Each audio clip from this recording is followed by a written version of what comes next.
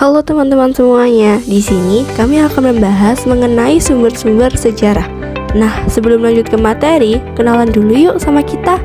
Jadi, clipping ini disusun oleh Laluna Haurinisa Az-Zahra nomor absen 17 dari kelas 10F dan Saulandri Lesya Budiarto nomor absen 33 dari kelas 10F. Pengertian. Data sejarah atau sumber sejarah juga mempunyai pengertian seluruh informasi yang dapat dijadikan sebagai dasar untuk merekonstruksi atau menyusun kembali peristiwa masa lalu. Penggunaan data atau sumber data dalam belajar sejarah menjadi sangat penting karena sejarah merekonstruksi peristiwa yang benar-benar terjadi pada masa lalu. Tujuannya adalah sebagai sumber untuk penelitian. Selain itu juga berfungsi untuk sumber informasi sejarah yang akan diceritakan kepada generasi masa depan. Sumber sejarah nantinya akan menjadi bukti bahwa sebuah peristiwa penting dan bersejarah pernah terjadi di masa lalu. Sumber sejarah berfungsi sebagai alat pendukung keabsahan serta meningkatkan kredibilitas penelitian sejarah yang dilakukan. Jenis-jenis sumber sejarah. A. Sumber sejarah berdasarkan waktu dan asal sumber terbagi menjadi 3, yaitu sumber sejarah sezaman setempat, sumber sejarah sezaman tidak setempat, sumber tertulis setempat tidak sezaman. Kemudian B.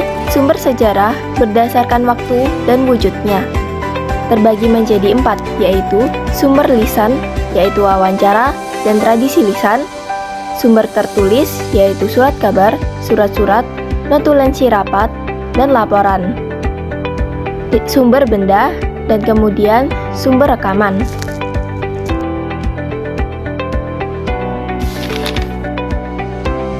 Yang ketiga ada sumber sejarah berdasarkan sifat sumbernya yang dibagi menjadi sumber primer, sumber sekunder, dan sumber tersier. Yang keempat ada sumber sejarah berdasarkan isi atau materi yang dibagi menjadi sumber kebudayaan, sumber politik, sumber ekonomi, dan sumber sosial. Kita akan masuk kepada materi berikutnya. Sumber sejarah berdasarkan waktu dan asal sumber. 1.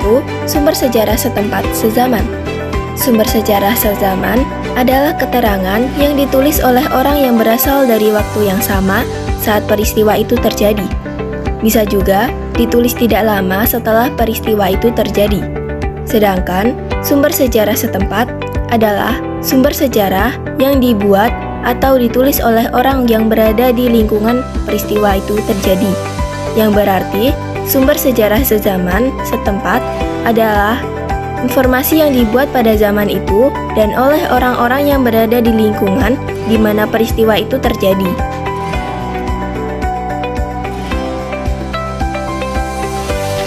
Yang kedua, ada sumber sejarah sezaman tidak setempat, yakni rekaman peristiwa sezaman, tetapi ditulis oleh orang-orang yang bukan penduduk setempat. Mereka menulis hal itu karena ada hal yang menarik atau unik, tapi bisa juga karena perintah dari raja untuk menandai adanya hubungan antar kerajaan. Yang ketiga, ada sumber sejarah setempat tidak sezaman, yakni jenis sumber yang tidak dibuat atau tidak berasal dari masa peristiwa yang sama. Ini termasuk sumber sekunder, seperti catatan dari saksi yang tidak terlibat langsung dalam peristiwa, atau sumber tertulis sezaman yang lokasinya jauh dari tempat aslinya, seperti naskah, contohnya babat, hikayat, kronik, yang tidak ditemukan di tempat pembuatannya. Sumber sejarah berdasarkan bentuk dan wujudnya. 1.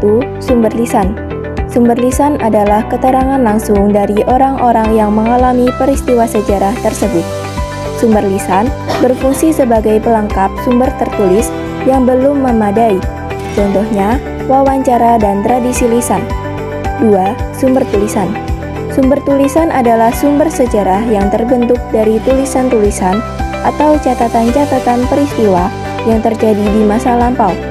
Semua tulisan ini dapat berupa prasasti, artefak, dokumen, naskah, babat, surat kabar, dan lain-lain. Yang ketiga ada sumber benda. Sumber benda adalah sumber sejarah yang diperoleh dalam bentuk benda-benda peninggalan sejarah, misalnya kapak, patung, gerabah, dan lainnya. Sumber sejarah berbentuk benda belum dapat sepenuhnya menceritakan kejadian sejarah dengan benar, karena masih perlu dilakukan penelitian lebih lanjut oleh para ahli arkeolog. Yang keempat, ada sumber rekaman. Sumber rekaman adalah sumber sejarah dalam bentuk rekaman suara atau gambar. Misalnya, rekaman video tentang tuntutan mahasiswa saat reformasi berlangsung.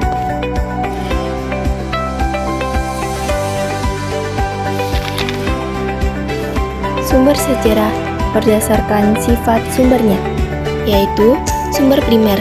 Sumber primer adalah kesaksian seorang saksi yang menyaksikan peristiwa secara langsung menggunakan indera lainnya, alat mekanis, dokumen, naskah perjanjian, arsip, dan surat kabar.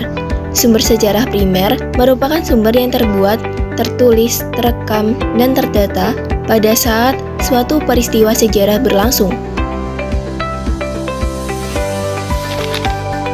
Yang kedua, ada sumber sekunder. Sumber sejarah sekunder disebut juga sumber tangan kedua. Sumber sekunder berfungsi sebagai pelengkap informasi dari sumber primer menjadi rujukan awal untuk penelitian sejarah. Yang ketiga, ada sumber tersier. Sumber tersier merupakan sumber berupa buku-buku sejarah yang telah disusun. Pengarang tidak melakukan penelitian langsung, tetapi berdasarkan kepada hasil penelitian ahli sejarah yang lain. Sumber sejarah berdasarkan isi atau materi. 1. Sumber kebudayaan berisi mengenai topik hasil cipta, rasa, dan karsa manusia. 2. Sumber politik berkaitan dengan tata kelola pemerintah, kekuasaan pada negara atau kerajaan, revolusi, dan partai politik.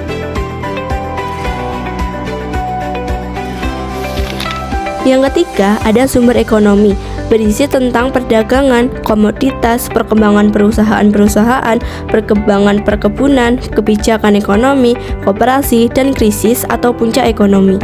Yang keempat, ada sumber sosial berisi mengenai struktur hidup masyarakat dan aksi massa tanpa adanya unsur politik. Bukti dan fakta sejarah, yaitu ada artefak. Artefak adalah benda yang berasal dari hasil garapan tangan manusia, seperti candi, patung, dan perkakas. Kedua, ada fakta sosial. Fakta sosial adalah fakta yang berdimensi sosial, yakni kondisi yang mampu menggambarkan tentang keadaan sosial masyarakat, keadaan zaman, dan sistem kepercayaan sebagai bukti sosial yang muncul di lingkungan kehidupan masyarakat yang mampu memunculkan suatu kejadian atau peristiwa. Contoh sumber sejarah yang pertama adalah foto. Foto merupakan sumber sejarah yang berbentuk visual. Foto dalam bentuk primer biasanya tersimpan di arsip-arsip pemerintah. Foto bisa dipakai sebagai sumber sejarah apabila foto tersebut berhubungan dengan peristiwa sejarah. Contoh sumber sejarah yang kedua yaitu dokumen. Dokumen merupakan sumber tertulis yang dipakai oleh ahli sejarah untuk mengkaji sejarah. Dokumen ini adalah yang dijadikan sumber primer maupun sumber sekunder.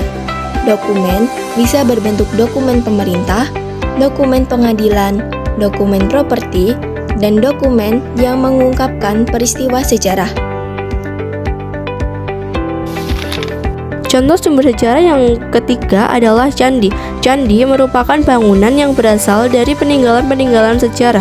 Kata candi mengacu pada arti sejarah bangunan dengan berbagai bentuk dan fungsi, seperti tempat ibadah, pusat pengajaran agama, tempat pemakaman untuk menjaga abu raja, tempat tinggal dewa, tempat pemandian kerajaan, atau pintu gerbang. Sumber sejarah yang keempat yaitu patung. Patung merupakan salah satu karya seni yang kerap dijadikan objek untuk mengenang dan mengabdikan suatu momen. Patung adalah benda tiga dimensi karya manusia yang diakui secara khusus sebagai suatu karya seni. Patung merupakan sumber benda yang banyak ditemukan di museum atau di berbagai tempat. Mungkin cukup sekian vlog clipping mengenai sumber-sumber sejarah dari kami. Semoga bermanfaat dan mohon maaf bila ada salah kata. Sampai bertemu lagi.